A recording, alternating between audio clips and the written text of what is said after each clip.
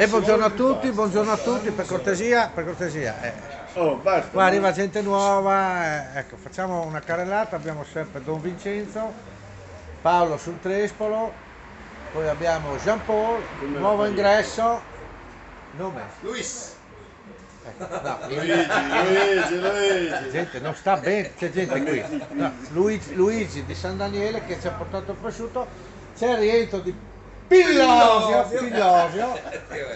se avete un Harley Davidson andate da Pilosio che sentite pensionato.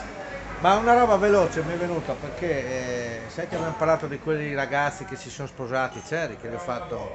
Comunque c'erano questi due fidanzati, prima volta facevano l'amore, però lui aveva poverino sfigato e aveva questo che aveva il pisellino piccolino e fine, no? E si vergognava, però aveva voglia. Allora ho detto, boh, spengo la luce, tutto buio, lei non vede, faremo. Allora lui spegne tutto, si spoglia, lo mette nel letto, tac.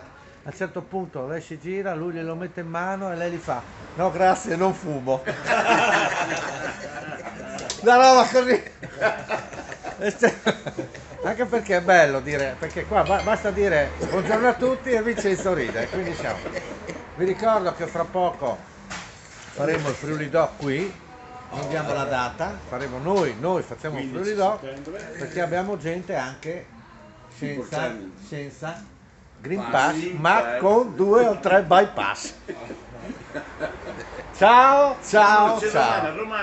Romana, un saluto veloce ai fans. Ecco. Ciao. Romana non è romena ma è ceca. Ciao.